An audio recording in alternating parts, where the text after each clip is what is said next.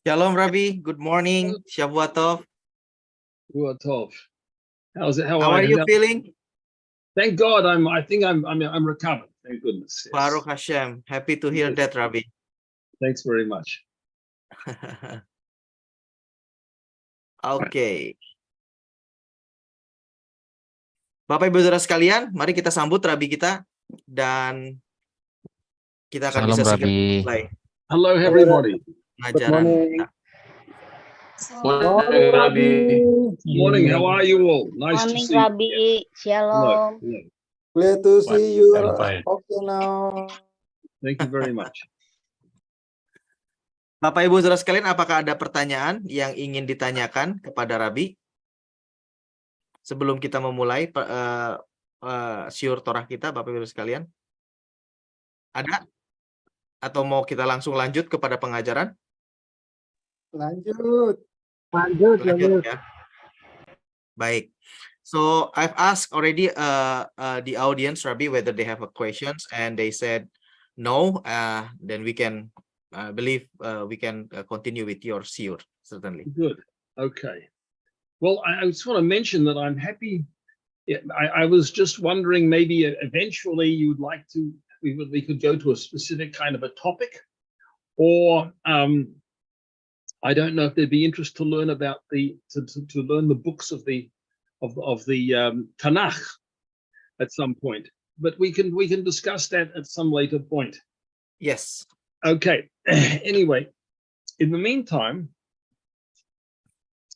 I thought I'd talk a little bit today about the concept of the structure of history, how Torah sees history, and how Torah sees also that history is something which is guided by divine providence. So, generally speaking, we could say that you have two opposite features of history. On the one hand, the history is in many ways a process of what we call descent, which means that the generations, which as the generations go on, they become, if you like, spiritually weaker. But on the other hand, we know that Hashem is moving us closer to redemption. So the question is, how could it be that on the one hand, there is this idea that we are not as great as the earlier generations and godliness is less manifest in the world? But on the other hand, we know that we're getting closer towards redemption. How do we put these two ideas together? So I thought that I would first of all, explain the concept of the idea of descent or spiritual descent, and then after that show how it is not a contradiction to the idea that the world is also moving closer towards redemption. Well, now, first of all, what do we mean by the idea of descent? So it begins with the sin of the tree of knowledge in the Bible. And we know that before that sin, the human being had a tremendous closeness to Hashem. The human being had, in fact, was conscious of God. The human being had a certain degree of perfection. The human being was going to be immortal, live forever. And also, there was no struggle with nature. Nature provided all of the human being's needs. And there was no need there was no scarcity, there was no lack, everything was there. And in many ways, the goal of history is exactly the same. That in the idea of particularly in the time of resurrection of the dead, it says that we'll once again return to the idea of immortality, that there will be, the human being will achieve a level of perfection, or there will be godliness will be revealed as much, if not more, than it was to Adam before the sin. And there certainly will not be any need. There won't be any scarcity. There won't be any struggle with nature. Everything will be on an even higher level than it was before the sin of the tree of knowledge. So, what was this sin of the tree of knowledge, and what is its significance? This is according to my understanding. So, this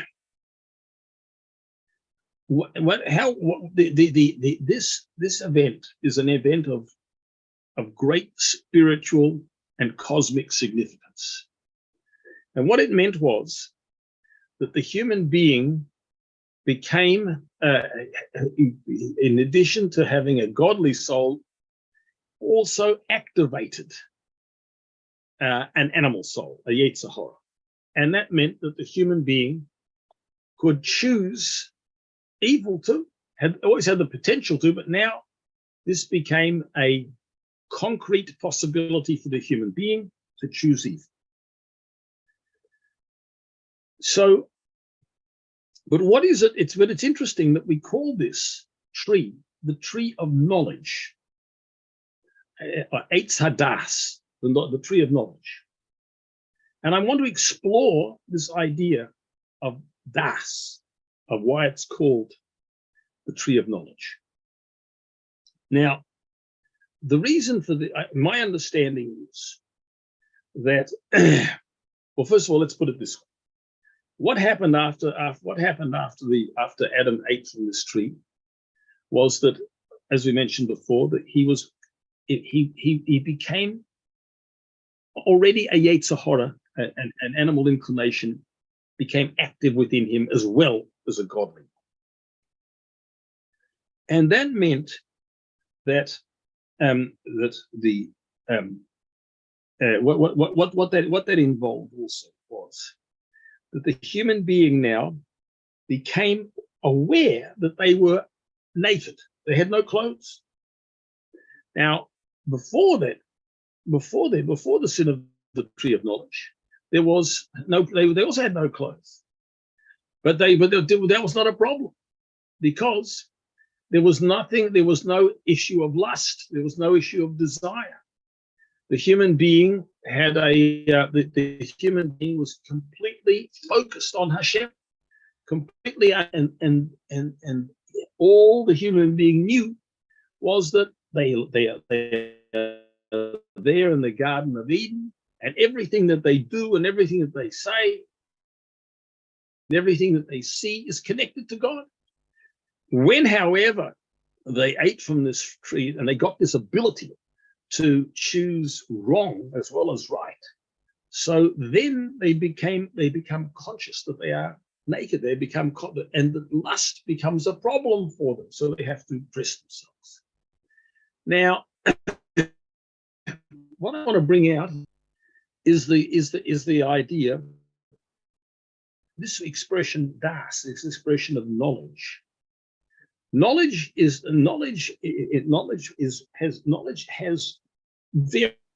various meanings. One meaning of knowledge is the idea of understanding. Obviously, it means, and it's like science. A person has knowledge. A person is able now to apply that science in the world and to use it to survive in the world. So straight away, the person, God told Adam that nature was no longer going to supply him spontaneously with all of his needs, but that he would now have to be engaged in a struggle with nature. That when he tries to engage in agriculture, it will be a challenge for him. He now has to use all of his skills, so to speak, to master nature, to deal with nature, because nature's not going to spontaneously offer him all of its bounty anymore. He's going to be met with brambles and thorns and so on and so forth. He now has to get involved in nature. He has to try to understand it and try to master it. So that is that, if you like, is a kind of knowledge. The human being needed knowledge, but that is one sense of knowledge, the knowledge of how we do things, so understanding how things work, so that we can hopefully try to get results from it. But there's another meaning in the word das, the knowledge, and that is an expression which is the concept of it's called in Hebrew hergish, which means the person experiences things, he feels things, and that concept of feeling and experiencing may be a good form of experience, but it can also be a negative thing, because what it means is that one becomes absorbed in the world which one is studying. One becomes absorbed in it. One becomes drawn towards it, so that the physical world is not something which you look at. The physical world is something which now engrosses the human being. It absorbs the human being, and that can be a negative thing, because when a person is completely absorbed in the material world around, they focus less on Hashem, and there can be a tendency to forget Hashem. That's God forbid. The more one is focused on the material world around one and grappling with it, dealing with it, trying to realize one's desires in it, the less it can happen. It can happen that the less one focuses on Hashem. So that, for example, we very often find that scientists who you think of have very big intellects, they can very often be people who are not necessarily very moral. It's a strange. It sounds like a strange thing. It doesn't have to be that way. We're not saying that science is bad in itself and you shouldn't study it. No, but there is a danger. Why?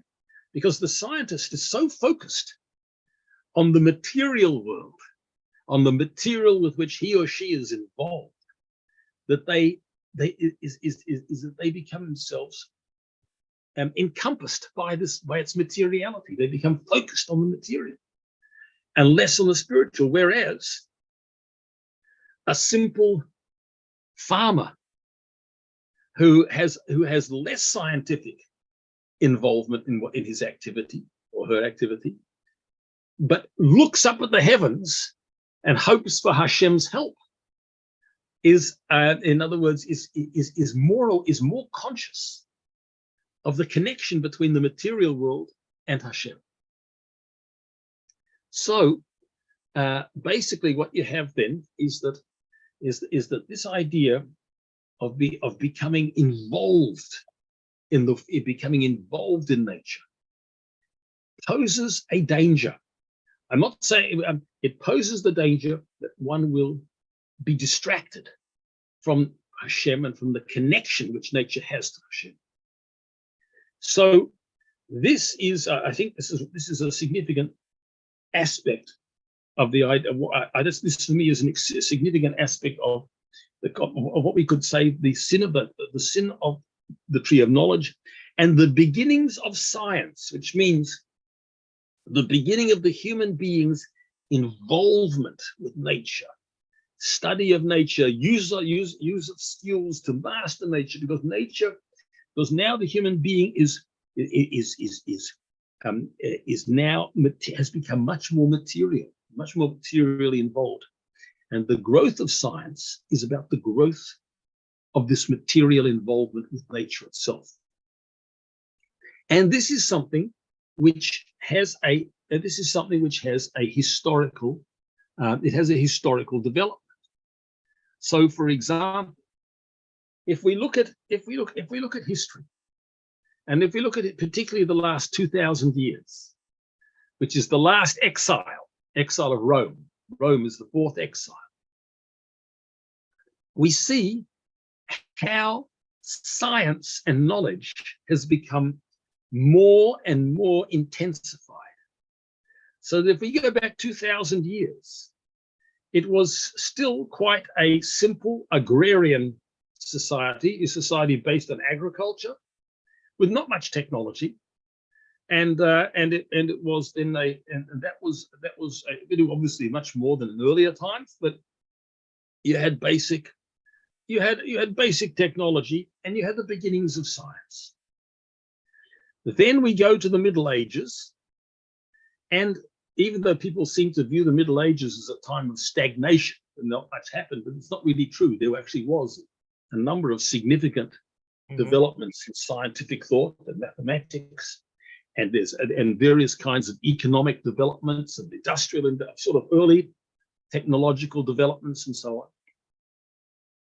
It becomes more, and you find that, so for example, that the societies become more centralized.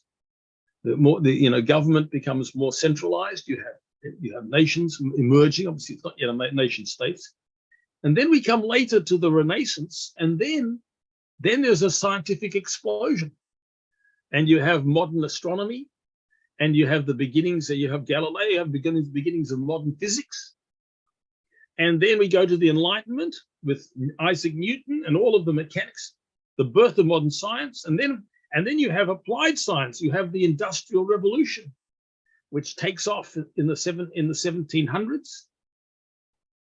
And that Industrial Revolution is over by 1840. But then that doesn't mean that technology slows down. To the contrary, technology and science begins to increase, and it becomes stronger and stronger till we come to the present day, where we can say with the technology, particularly with communications technology and computing technology, it is amazing what is developed. We are surrounded by technology, by organizational structures, by economic structures, all different kinds of technical forms. Tremendous growth of science. Now, on the one hand, we could say that, particularly in the West, you say this whole trend has been associated with a growing secularization in many ways. That in antiquity, people were more religious than they were in the Middle Ages. In the Middle Ages, they were more religious than they are in the Renaissance. In the Renaissance, they're more religious than they were in the Enlightenment, and so on and on it goes. There's a growing secularization or rationalization. So on the one hand, we see that the world is becoming, the involvement with technology, with knowledge, technology, science becomes deeper and deeper and deeper. And this in many ways is also, it's not, as I say, not necessarily, but has the potential for greater spiritual darkness. Because the more the technology, the more the growth of science, the less one tends to see Hashem as the source of everything. It becomes, there's more focus on the material world. So that, on the one hand, is the descent of the generations. We have more technology, but we're less spiritual. The earlier generations had less technology, but they were more spiritual. And in other words, this is the difference. So that, if you like, is the aspect of descent. But I'll let you translate that first, but I'm now going to bring out that at the same time, it's not a contradiction to the idea of ascent, of moving up and moving on towards redemption. So I'll let you translate that first. Yeah. Okay, Rabbi. Hold on, I need to bring this in. Ya. So, baik Bapak Ibu sekalian, saat ini kita akan saya akan menerjemahkan, dan Rabi masih berkutat ataupun masih menjelaskan terkait dengan perjalanan zaman, peta zaman ya. Dan sekali lagi kita juga sudah bahas berkali-kali di beberapa pertemuan sebelumnya terkait dengan bagaimana dunia itu berjalan, ya kan, semakin maju teknologi, semakin maju peradaban. Nah, tetapi secara spiritual, secara moralitas itu mulai kita lihat terdegradasi. Nah, tetapi sebetulnya kita pun juga tahu dan kita pun juga paham bahwa terkait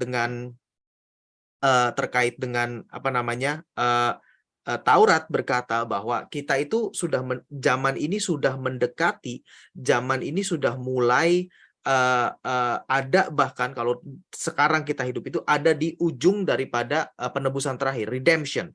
Justru arahnya juga Taurat juga berkata bahwa zaman ini dibawa ke arah kepada penebusan terakhir, gitu kan. Nah, tetapi kita lihat sepertinya kontradiktif. Nah, ini kita akan belajar terkait dengan hal ini, ya. Yang pertama, Rabi berkata bahwa di sini kalau kita lihat pola yang kita lihat di zaman di mana kita hidup, seperti ada dua yang kontradiktif, ada yang turun dan ada yang naik, gitu kan. Secara spiritual turun, kesadaran akan Hashem itu, manusia itu sepertinya terdegradasi, tetapi zaman ini secara keseluruhan Taurat katakan sudah menuju kepada penebusan terakhir. Nah, itu kan ada dua kontradiktif, ya. Satu mengarah ke bawah, satu mengarah ke atas. Nah, Rabi mengupas pertama terkait dengan konsep ataupun pemahaman, kita harus punya pemahaman yang benar terkait konsep turun itu sendiri seperti apa, konsep degradasi itu seperti apa, ya. Nah, semua ini dimulai itu di Taman Eden, di Gan Eden, ya. Sebuah tragedi yang melibatkan manusia pertama, Adam dan Hawa, dan juga melibatkan satu jenis tumbuhan yang disebut di dalam kitab Taurat, dalam kitab Bereshit, yaitu adalah pohon pengetahuan baik dan jahat, gitu kan. Kalau dalam bahasa Ibrani disebut Eitz Hadaat. Itu apa namanya, pelafalan Separdik, tapi kalau pelafalan Askenaz itu Eitz Hadaas, seperti itu, Bapak Ibu sekalian. Artinya sama, ya, merujuk kepada yang sama, yaitu adalah pohon pengetahuan baik dan jahat, ya, baik dan buruk, seperti itu, ya. Nah, sebelum tragedi itu terjadi, kita semua juga bisa melihat sebagaimana dijelaskan berkali-kali juga bahwa manusia saat itu adalah sangat-sangat dekat dengan Hashem. Manusia memiliki hubungan yang sangat, artinya apa ya, hubungan dengan Hashem itu bisa sangat real, bisa sangat nyata, gitu ya. Nah, yang kedua, faktanya sebelum tragedi tersebut itu manusia itu eternal, manusia itu hidupnya itu kekal, tidak ada sakit, tidak ada kematian yang ada yang bisa menghampiri, ya. Dan yang ketiga, fakta lagi bahwa saat itu manusia tidak perlu bersusah payah harus mengerjakan bumi ini, nggak perlu. Ya kan, karena kita tahu di dalam narasi daripada kitab Kejadian pasal yang pertama dan kedua, tentunya di situ dikatakan bahwa Adam dan Hawa, manusia-manusia pertama beserta keturunannya di sana, itu mereka makan dan mereka bisa mendapatkan makanannya cukup, gitu loh. Jadi bumi itu menghasilkan itu bahkan berlimpah, ya. Jadi bahkan mereka nggak perlu mencoba mencari bibit yang baik, mencoba memupuki, nggak ada. Bumi itu benar-benar melimpah ruah, gitu, seperti itu. Nah, ya. Nah, tapi setelah terjadi tragedi itu, yang terjadi adalah sebaliknya, ya kan? Bahwa manusia harus bekerja, lalu ada sakit penyakit yang bisa masuk dan ujungnya manusia bisa mati, seperti itu. Lalu apa namanya, hubungan dengan Hashem itu menjadi semakin terselubung, bukannya menjauh, ya, tidak, tetapi menjadi semakin terselubung. Artinya pemahaman akan Hashem itu menjadi semakin terselubung. Nah, di sini Rabi menjelaskan sebenarnya apa sih yang terjadi di situ. Dan di sini Rabi katakan bahwa dalam tragedi tersebut ini adalah sesuatu yang penting secara keseluruhan level daripada alam ini, baik secara fisik maupun secara kosmik maupun secara spiritual, Bapak Ibu sekalian, ya. Nah, yang terjadi ketika tragedi tersebut, ketika Adam dan Hawa makan dari buah pengetahuan yang Hashem katakan nggak boleh makan, gitu kan, itu sebetulnya yang terjadi adalah Adam dan Hawa, manusia pertama itu menjadi mengaktifkan itu unsur binatang atau unsur manusia, unsur tubuh di dalam dirinya. Dengan kata lain, yetser haranya itu menjadi aktif, Bapak Ibu sekalian. Karena tadinya sebelumnya itu mereka itu benar-benar nggak tidak memiliki kesadaran akan dirinya. Ya kan? Makanya dikatakan ketika setelah makan itu langsung yang pertama bahasa yang digunakan oleh Taurat adalah mereka menjadi sadar bahwa mereka telanjang. Nah, dulu itu sebelum makan juga mereka tidak menggunakan pakaian, tetapi mereka tidak pusing, mereka tidak ambil peduli dengan hal itu. Kenapa? Karena buat mereka saat itu tidak ada yetzer hara. Ingat ya, bahwa mereka pahami ini, tidak ada yetzer hara artinya tidak ada nafsu, tidak ada keinginan, jadi nggak ada masalah gitu. Mereka itu hidupnya fokus dengan Hashem. Mereka bisa melihat kemuliaan Hashem, mereka bisa benar-benar mengerti keseluruhannya, dan hanya fokus kepada Hashem saja. Nggak ada lagi fokus kepada dirinya. Ya, tidak ada lagi fokus kepada dirinya. Mereka tidak memiliki itu. Ya, baru ketika mereka makan buah pengetahuan tersebut, baru mereka nyadar, oh, aku itu punya tubuh ya. Oh, aku itu punya keinginan, punya desire, punya kepinginan gitu kan, punya kehendak, dan aku juga punya nafsu. Nah, di situ mereka mulai menjadi, wah, ini sesuatu yang berbeda sama sekali nih. Nah, akhirnya di situ Taurat mengatakan dengan bahasa bahwa maka Adam dan Hawa menjadi malu, lalu mereka mulai menyemat daun-daunan untuk menutupi kemaluan mereka, gitu loh. Ya, jadi ini sebenarnya sebuah pemahaman yang perlu kita pahami bahwa ketika peristiwa itu terjadi, yetzer hara itu teraktivasi. Mereka menjadi sadar akan keberadaan jasmaninya. Itu aja, Bapak Ibu sekalian, yang perlu kita pahami. Ya, itu satu. Nah, yang kedua terkait dengan daat. Terkait dengan daat itu dikatakan bahwa Adam kan dan Hawa makan dari eitz hadaat gitu kan, eitz hadaat. Nah, jadi artinya mereka makan pengetahuan.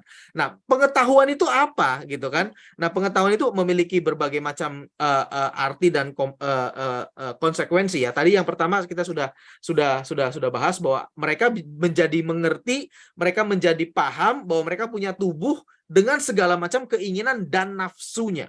Itu yang terjadi. Yang kedua juga, daat itu membawa dampak buat mereka itu adalah pemahaman atau pengetahuan, ya. Pemahaman atau pengetahuan, ya. Nah, jadi pemahaman atau pengetahuan di sini boleh dikatakan seperti ilmu pengetahuan. Artinya, ketika mereka makan itu, bumi kan juga oleh Hashem dikatakan bahwa bumi menjadi berbeda, ya kan? Maka dari itu kamu harus bekerja dengan berpeluh, kamu harus mendapatkan makananmu. Kenapa? Karena setelah peristiwa makan itu, maka bumi itu tidak lagi seperti zaman ketika mereka sebelum makan.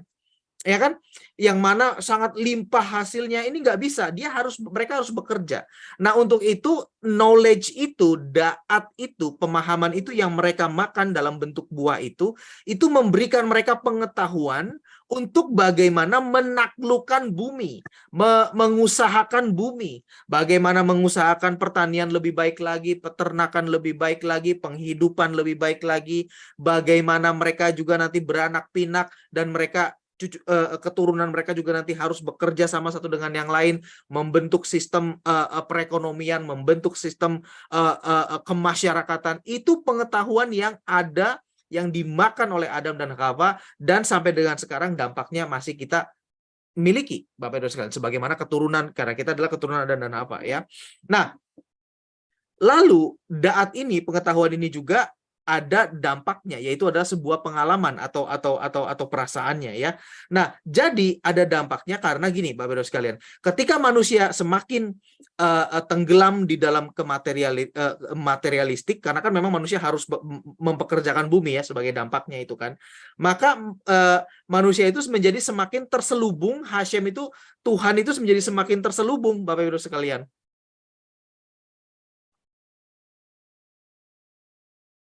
Nah, ini Rabi sepertinya terputus, tidak apa-apa Bapak Ibu sekalian, nanti beliau bisa bergabung kembali. Saya lanjutkan. Oh, ini ada Rabi sudah kembali, Baruch Hashem. Oke. Mungkin orang lain yang terputus. Baik, nah, jadi seperti itu Bapak Ibu sekalian. Makanya kita bisa mengerti bahwa ada ilmuwan-ilmuwan yang brilian, yang hebat, tetapi sebetulnya di saat yang sama mereka juga sebenarnya seorang manusia yang tidak bermoral. Bisa jadi sekali Bapak Ibu sekalian. Tidak semua, tetapi bisa jadi demikian. Kenapa? Karena manusia yang makin makin tenggelam di dalam materialistik, kesadaran akan Hashemnya, kesadaran akan Tuhannya itu semakin berkurang. Nah, jadi secara pengetahuan ya hal ini bahwa permulaan daripada ilmu pengetahuan, permulaan daripada manusia mengembangkan sesuatu untuk menaklukkan bumi, untuk membuat kehidupannya lebih layak, untuk membuat kehidupannya itu lebih baik, itu dimulai dari ketika Adam dan Hawa itu makan buah pengetahuan. Nah, pengetahuannya itulah yang dimulai di situ. Seperti itu, Bapak-Ibu sekalian. Nah, sekarang kembali kepada kita melihat peta zaman. Kita lihat bahwa terutama mulai kalau kita ambil tolok ukur yang 2000 tahun ke belakang saja, kita lihat perkembangan ilmu pengetahuan, teknologi, peradaban manusia itu semakin maju, ya kan? Kalau 2000 tahun yang lalu itu benar-benar masih manusia itu masih sekedar simple petani dan peternak seperti itu aja, ya kan? Lalu mulai menjadi masuk kepada abad pertengahan, mulai muncul bangsa-bangsa modern, ya, mulai muncul bangsa-bangsa modern, abad pertengahan seperti itu. Lalu bergerak lagi kepada abad Renaissance, ya kan, itu masa di mana ilmu pengetahuan yang modern mulai berkembang, manusia bisa mulai mengenali alam semesta, antariksa, gitu kan, ilmu perbintangan sudah mulai muncul. Kita kenal tokoh yang terkenal di abad Renaissance yaitu seperti Galileo, bagaimana dia bisa melihat konstelasi apa segala macam, ya walaupun saat itu masih dianggap sesat gitu kan, ya apapun itu, tetapi yang jelas sudah mulai berkembang, ya. Lalu mulai abad pencerahan, ya, di mana terjadi merupakan kelanjutan daripada zaman Renaissance. Di situ tokohnya itu adalah salah satunya adalah Isaac Newton, yang mana dia bisa menemukan teori gravitasi yang ilmunya kita pakai sampai sekarang kan. Lalu juga muncul revolusi industri di sekitar tahun 1700-an sampai 1840, ya, di mana mulai terjadi proses industrialisasi, mesin uap gitu kan. Lalu mulai pabrik-pabrik mulai bermunculan, seperti itu Bapak Ibu sekalian, merubah sama sekali peta wajah daripada peradaban manusia.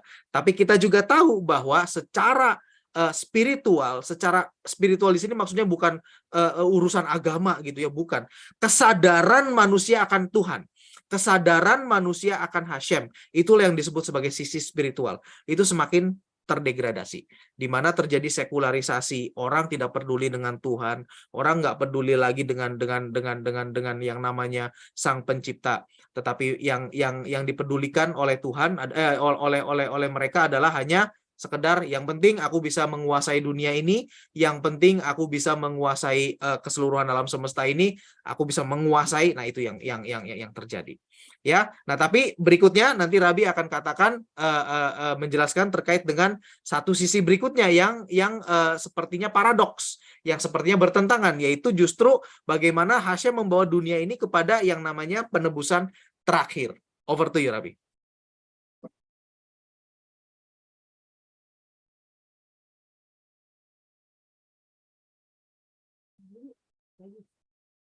Iya, dia kayaknya itu. Sepertinya Rabi terganggu koneksinya, koneksi internet. We can't hear you, Rabi. You were freezed.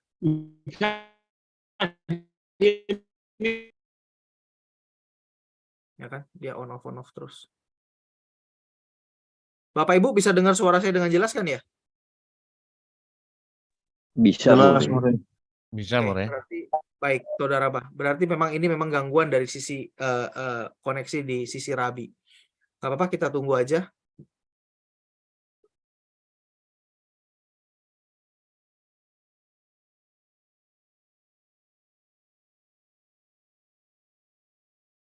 Nah, ini. Ya, Bapak Ibu sekalian, mungkin bisa menyiapkan pertanyaan sambil menunggu Rabi. You are on mute, still on mute, Rabi. You are still on mute. You need to unmute yourself first. Okay, there we are. Good? Yeah, you hear me? now it's good. Yes, perfectly. Very good. Baruch Hashem. Oops. Freeze again.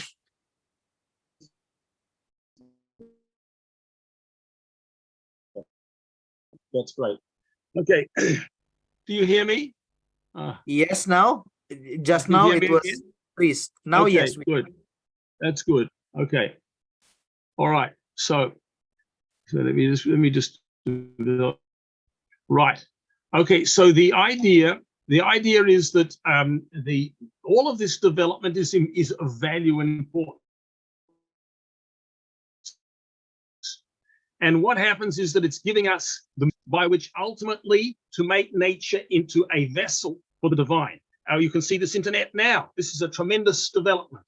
It enables us to communicate with one another all around the world. And so it is also, it gives us the means to get rid of scarcity and to feed people. There's a tremendous potential in technology. However, as mentioned before, there is still the phenomenon of growing darkness. So Hashem needs to give us also, as we go from generation to generation, stronger means with which to overcome this darkness and to utilize the potential for the good. So this happens in several ways. One is that Hashem, as the Torah tradition goes on, as time goes on, progressively deeper and deeper aspects of Torah are made known to us, are revealed. So, for example, in the classical era, people knew about the oral Torah, but the hidden, the mystical aspects of the Zohar, the mystical dimensions, they were much more restricted in their dissemination. And then in the Middle Ages, as the darkness gets deeper, so the Kabbalistic teachings become known. We have Ramban, and the Zohar is printed and published.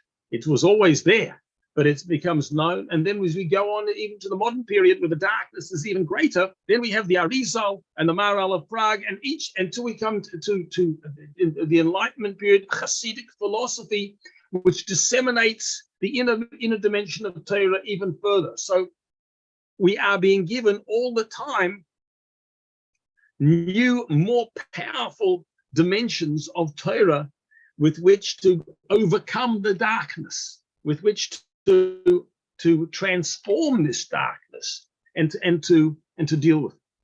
And another very important thing is that how is it that we are able to transform the darkness? And the answer is that as the darkness becomes deeper, this requires more and more deeper and deeper soul powers to transform it.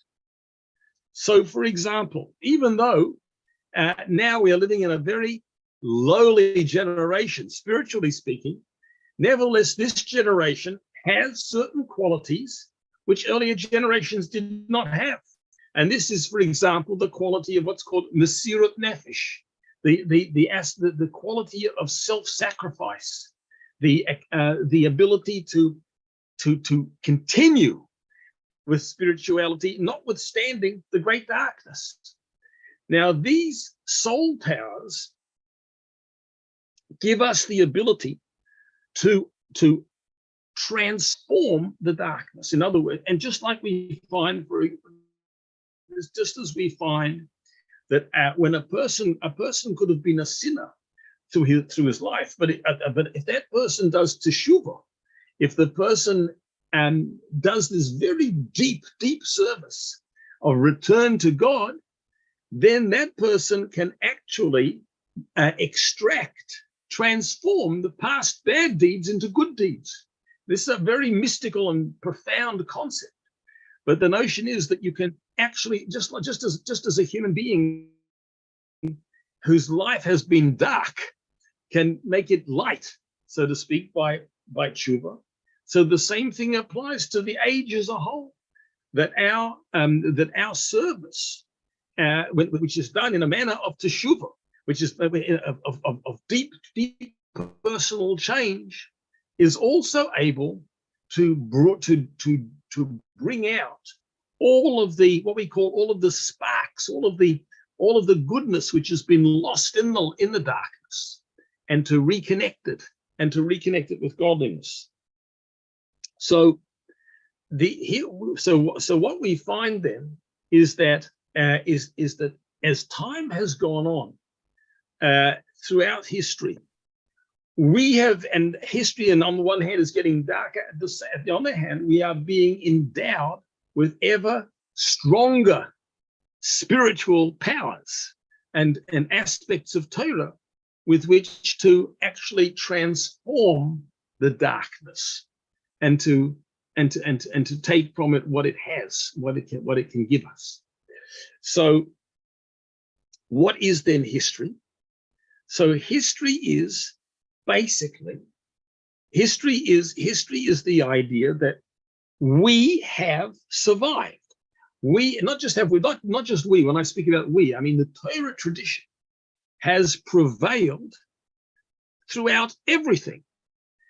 We have the history of ideas, and those ideas, one doctor is replaced by another, and on it goes. But the one Torah has continued throughout all of the generations, and the one Torah has been able to prevail. In other words, to continue to and in a sense to form the essential continuity of civilization. And this is also where the Noahides come in, because everything which is good in culture, which is good in civilization, ultimately is Noahide. You know, it is something. This is the moral. It's the moral structure which, if you like, was the foundation of Torah. It's the platform on which Torah operates. Torah continues because it's sitting on a platform of civilization that's supplied by the Noahide laws. So it goes on, and the task, the task of the Jewish people and of Noahides, who are particularly the Noahides who are spiritually oriented. We spoke about there are Noahides who are oriented towards holiness. Well, these I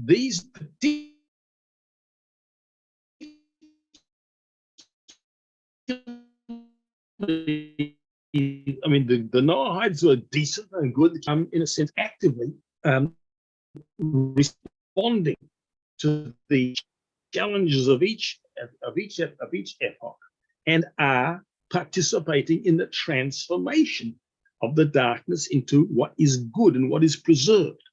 So basically, what we will find at any time is an opposition. We'll find that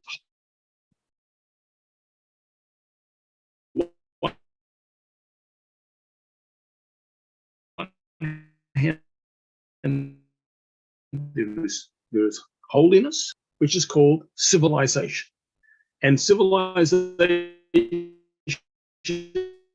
is that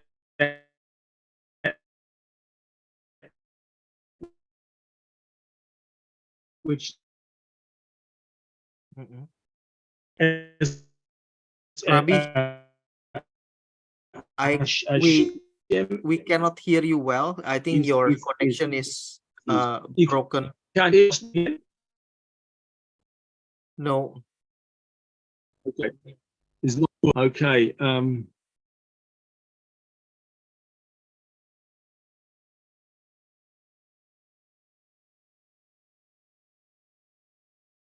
Bapak Ibu bisa dengar Rabi dengan baik nggak? Atau memang hanya saya? Coba tolong feedbacknya. Apakah Rabi terputus-putus seperti itu suaranya? Rabi nge-freeze, Pak. Putus. Oh, iya, Rabinya betul. lagi nge-freeze, Pak. Oke, sekarang nge-freeze ya memang. Nah, sekarang hilang Rabinya.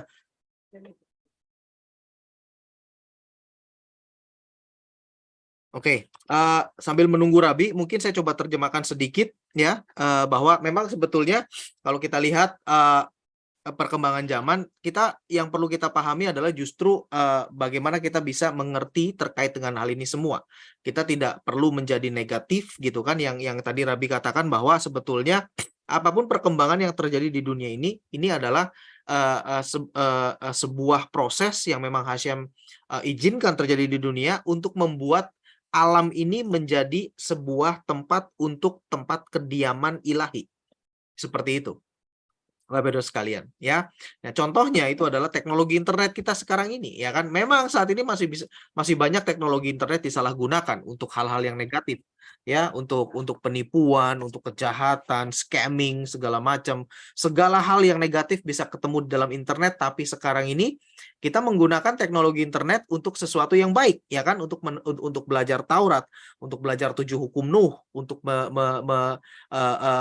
memberitakan terang Taurat kepada semua dan live di YouTube juga, sehingga kita bisa semua orang bisa menikmatinya dalam bahasa Indonesia, ada terjemahannya. Nah, ini sesuatu yang positif yang perlu kita pahami, dan kedepannya nanti semuanya itu justru akan digunakan untuk hal yang positif, ya, seperti teknologi-teknologi lainnya sekarang mungkin dipakai untuk membuat senjata perang, senjata pemusnah massal. Tapi ke depannya hal tersebut itu akan menjadi sesuatu yang bermanfaat dan tidak lagi digunakan untuk menghancurkan manusia. Kedepannya seperti itu.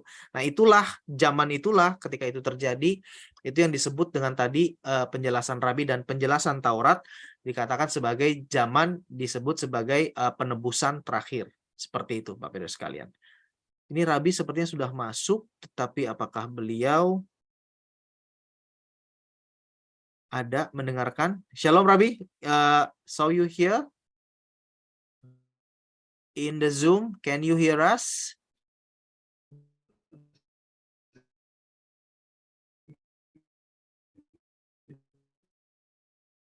I can see that you are trying to.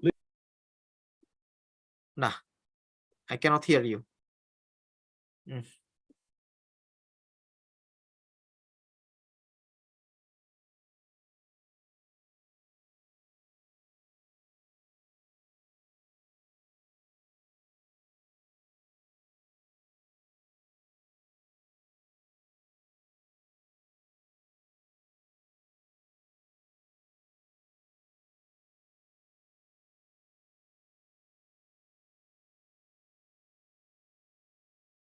Baru mencoba mengemukakan Rabi, sepertinya nggak tahu kenapa ya, ada permasalahan koneksi dari sisi beliau nih.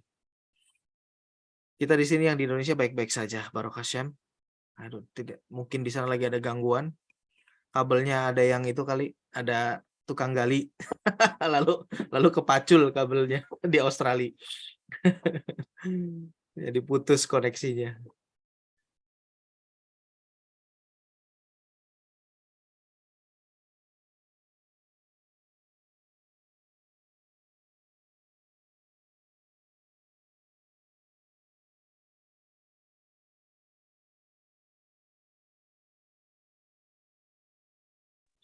Kabelnya belum disambung.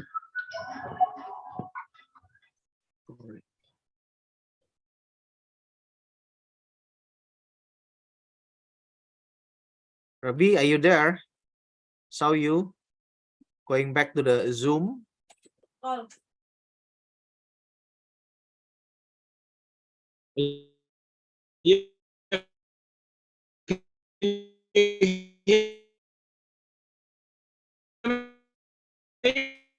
Can you hear me? I've just sent you a chat. All right. Just a second.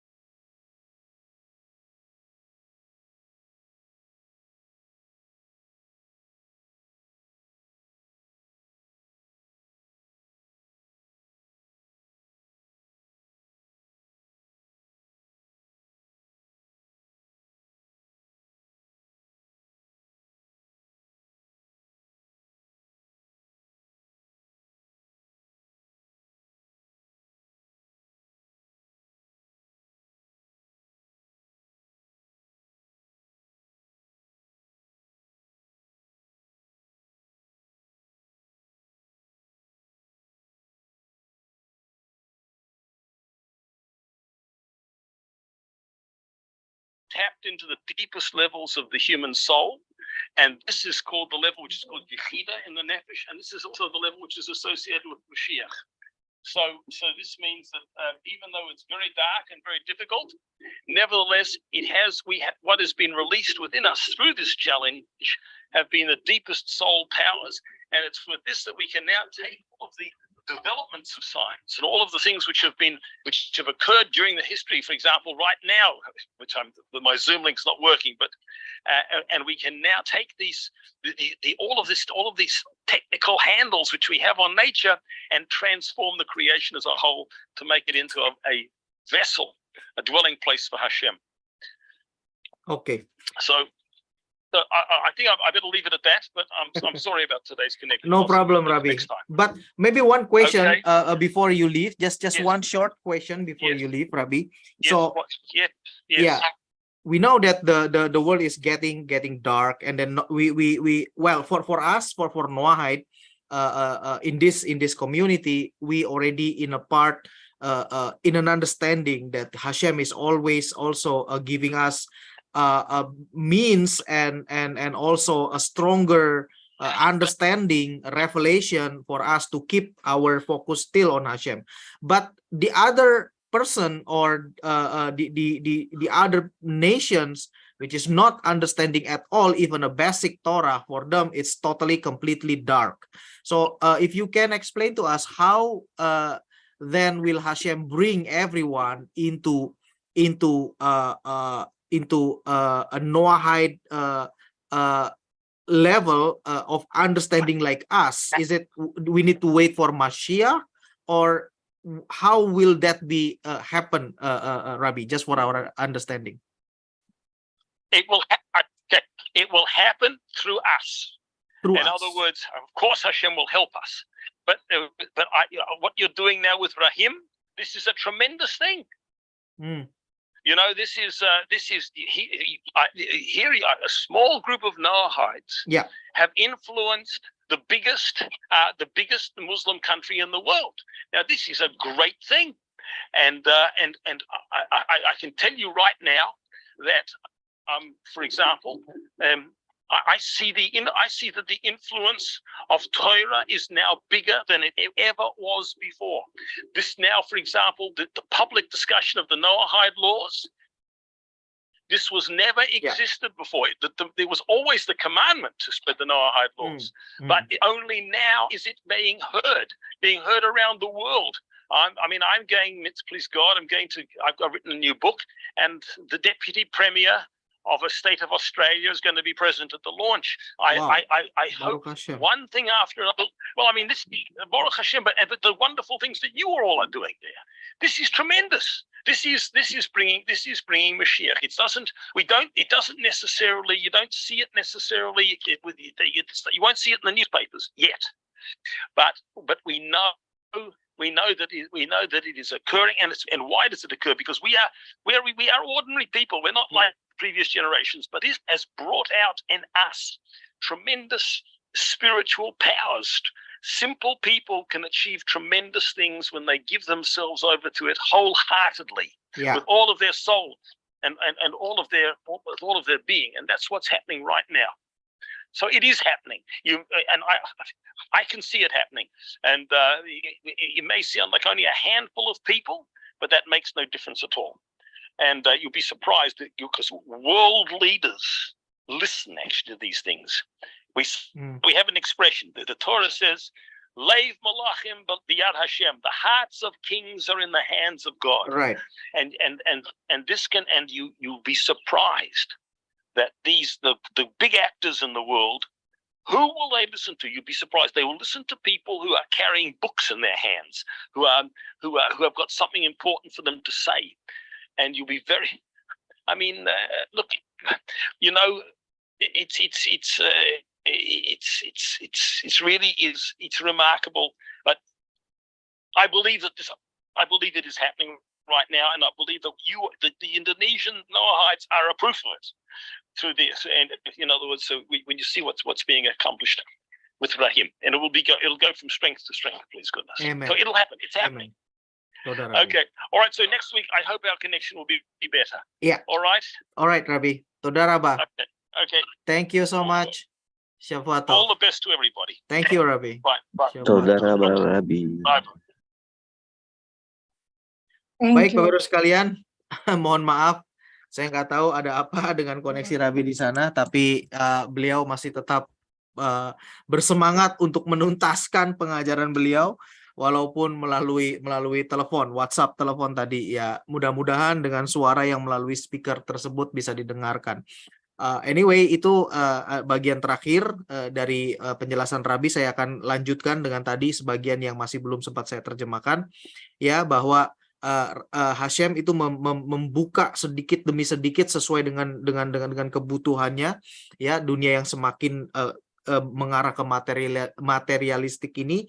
Hashem berikan atau buka rahasia-rahasia ataupun juga terang-terang Torah sesuai dengan zamannya, mulai dari Kabalah dibuka, Zohar mulai dicetak gitu kan, karena sebelumnya kita tahu bahwa Kabalah itu tidak bisa itu harus diajarkan satu demi satu, one on one seperti itu. Lalu ada Maharal dari Praha, itu kan mengajarkan kebenaran lagi. Lalu ada Hasidik gitu kan, pengajaran Hasidik, Tanya dan segala macam, yang mana kita sudah pelajari saat ini. Nah, satu karakteristik yang tadi Rabbi katakan sebelum terputus koneksi Zoom-nya, ya, beliau berkata bahwa ada satu karakteristik di generasi yang sekarang ini, gitu kan. Memang fakta bahwa generasi kita saat ini semakin menuju kepada penebusan terakhir, itu secara kualitas spiritual memang lebih rendah atau memang tidak seperti sebesar generasi-generasi sebelumnya. Memang kita harus akui itu, dan memang itu demikian adanya. Kita nggak bisa protes, kita nggak bisa komplain, it is what it is. Desainnya seperti ini. Tetapi ada satu karakteristik di setiap generasi yang tidak dimiliki oleh generasi sebelumnya. Contohnya adalah generasi kita saat ini. Ya, generasi terakhir ini, di akhir zaman ini, memiliki karakteristik yang tadi Rabbi sebut sebagai meshirat nefes, yaitu self-sacrifice. Di mana ketika orang yang hidup di generasi ini bisa melakukan teshuva, ya, artinya bertobat kembali kepada Taurat, gitu kan, dia itu bisa memulihkan spark ataupun percikan ilahi yang tadinya ada di kegelapan, bisa dikembalikan untuk digunakan untuk kemuliaan Hashem, untuk untuk tugas yang baik, dinaikkan yang tadinya di kegelapan menjadi sebuah terang yang bermanfaat buat umat manusia. Itu karakteristik dari generasi ini, dan itu adalah karakteristik dari kita semua, Bapak Ibu sekalian. Ya, memang kita masih sedikit, tapi tentunya nanti Hashem akan bawa semua orang untuk kenal Taurat, untuk kembali kepada Taurat yang benar. Sebetulnya seperti itu, ya. Nah, jadi Bapak Ibu sekalian, kalau kita lihat secara kesimpulan dalam satu sejarah gitu ya, kalau kita lihat bahwa perjalanan umat manusia itu, sejarah itu apa sih? Di satu sisi kita melihat perkembangan teknologi. Di satu sisi kita melihat memang manusia seiring dengan berkembangnya teknologi menjadi semakin materialistik. Mereka kesadaran akan Hashemnya memang semakin berkurang. Nah, tetapi di satu sisi lagi ada satu garis yang sangat jelas bahwa Torah yang sama tetap bertahan sepanjang zaman. Dan Torah yang sama ini juga yang akan terus bahkan berlaku sampai kepada kekekalan, Bapak Ibu sekalian. Oke, nah itu yang tadi Rabbi jelaskan sampai dengan koneksinya terputus. Nah, setelah koneksinya terputus, Rabbi menjelaskan kembali, mengulang kembali tadi poin-poin yang tadi saya jelaskan. Nah, saya tambahkan dengan sedikit pertanyaan. Kalau pertanyaan saya adalah bagaimana Hashem akan membawa orang-orang di luar Bnei Noah, gitu kan, di luar kita. Kalau kita kan sudah sadar, kalau kita kan sudah kembali kepada Taurat, gitu kan. Nah, lalu pertanyaannya adalah masih banyak miliaran orang di luar sana yang bahkan nggak ngerti Taurat sama sekali. Lalu bagaimana Hashem akan membawa mereka? Nah, Rabbi berkata, poin jelas sekali, to the point. Itu adalah Rabbi katakan mereka akan mengenal Taurat, mereka akan mengenal kebenaran Taurat, dan pada akhirnya mereka nanti akan bertobat dan kembali kepada kebenaran Taurat melalui kita, yaitu melalui Noahide dimanapun berada, di Indonesia, di negara lain yang sedikit ini, Bapak Ibu sekalian. Ya, jadi sadari potensi kita, dan sadari juga tanggung jawab yang ada di pundak kita masing-masing. Jangan terlalu dibawa terlalu bagaimana gitu ya, harus kita melakukan sesuatu apapun yang luar biasa. Tidak, mulai dari kehidupan kita saja. Mulai dari kehidupan kita, ada kesempatan kita berikan pemahaman yang Taurat yang benar kepada rekan-rekan kita. Ada yang tanya, ini sebenarnya apa sih, bagaimana sih pemahaman Taurat terkait ini. Kita jelaskan dengan baik, kita jelaskan. Nah, dengan hal seperti itulah gitu kan. Nah, ditambah lagi tadi Rabi mengatakan bahwa apa yang kita lakukan bersama dengan rekan-rekan muslim kita, ya kan, dengan para kiai yang menjadi sahabat kita dalam bentuk organisasi rahim. Nah, itu Rabi juga berkata itu salah satu bukti, salah satu bentuk bagaimana kita bisa bekerja sama dan kita bisa menyebarkan kebenaran Taurat kepada orang-orang yang ada di bangsa kita masing-masing. Dan Rabi juga justru mengencourage atau menyarankan Noahide di belahan dunia lain melakukan hal yang sama, berbuat sesuatu buat bangsanya, berbuat sesuatu bekerja sama dengan bangsanya. Ya kan, seperti itu. Nah, Rawi juga berkata tadi bahwa beliau akan diundang, beliau sedang menulis kembali sebuah buku terkait dengan Noahide tentunya, dan pada saat peluncurannya ada satu pejabat penting, yaitu adalah Wakil Perdana Menteri Australia yang berkenan hadir untuk dalam acara peluncuran buku Rabi. Nah, ini sesuatu yang luar biasa gitu kan. Dan Rabi berkata bahwa nanti kamu akan surprise deh bahwa para pemimpin bangsa itu ya, bangsamu sendiri kata Rabi ataupun bangsa-bangsa lain, itu mereka akan mencari orang-orang yang memiliki pemahaman Taurat yang memang sekarang ini masih sangat sedikit, dan mereka akan mendengarkan kalian. Mereka akan mendengarkan apa yang kalian katakan. Kenapa? Karena yang kita katakan ini memiliki bobot, yang kita katakan ini adalah bersumber daripada Taurat gitu loh. Dan Rabi tutup dengan sebuah penjelasan atau sebuah ayat dari dalam Taurat yang berkata bahwa hati raja-raja itu ada di tangan Hashem, ya kan? Amsal, dari kitab Amsal. Hati para pemimpin itu ada di tangan Hashem. Hashem akan arahkan kemana dia ingin arahkan. Jadi ya, intinya buat Rabi adalah buat kita ini siap-siap aja, karena kita ini akan menjadi orang-orang nanti yang akan dipakai untuk itu tadi, untuk sebagai alat untuk membawa terang Taurat kepada bangsa-bangsa, terutama yang di sekitar kita, sesuai dengan jangkauan kita masing-masing. Baruch Hashem, waktu-waktu yang akan kita hidup ini dan akan kita lewati ke depannya akan sangat exciting. Pesan saya cuma satu, Bapak Ibu sekalian, anggota daripada ataupun komunitas member Bnei Noah Indonesia, jangan letih, jangan lelah, ya kan. Step by step, kalau mungkin kita berkata, aduh saya masih baru sedikit nih, nggak usah khawatir. Lakukan terus langkah kecil demi langkah kecil, selangkah demi selangkah, setapak demi setapak. Terus kita belajar, terus kita bisa memahami Taurat, ya kan. Terus kita lakukan sesuai dengan kemampuan dan kapasitas yang Hashem berikan dalam hidup kita. Selangkah demi selangkah, dan kalau kita setia di situ, nanti Hashem akan bawa kita kepada